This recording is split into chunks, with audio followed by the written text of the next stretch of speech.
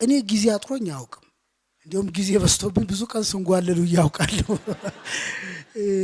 ግን ፐርሰፕሽን ይመስለኛል ምን ፐርሲቭ አሁን እኔ እንዲያውም የበለጠ ሰፋ ለማድረግ አንዳንዶቻችሁ ሰበብ እንዳታረቁት የአንድ ተቋም ዳይሬክተር ነኝ።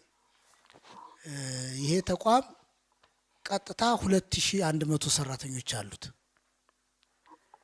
አመታዊ በጀቱ ወደ 1.5 ቢሊዮን ብር ይጠጋል።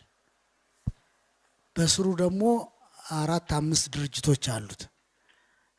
እነሱ ግን ሲጨመሩ ወደ 4000 ሰራተኞች በኔ ሊደርሺፕ ውስጥ አሉ። ከዛ በላይ ብዙ ተቋማት ቦርድ ሆኜ አገለግላለሁ። ዩኒቨርሲቲዎችም ኢንሹራንስ እንደዚህ እና ከዛ ያው ቤት ልጅ አለኝ ትዳር አለኝ። እርግጥ ቤት ውስጥ እንደ እንግዳ ነኝ ሁሉ ጊዜ። ዋናው የቤቱ ስራ አስኪያጅ ባለቤቴ ናት።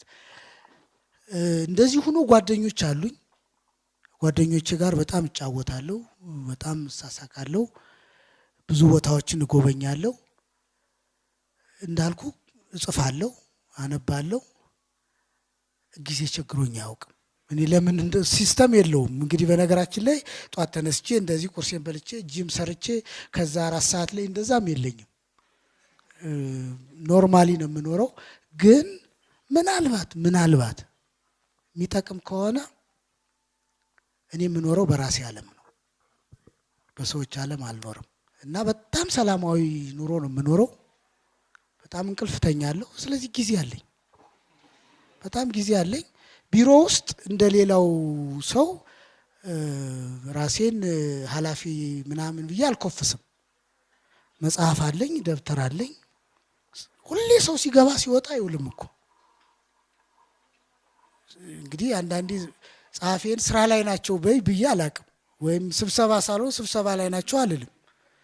በቃ ሰው ሲወጣ አነባለሁ፣ ሲመጣልኝ እጽፋለሁ።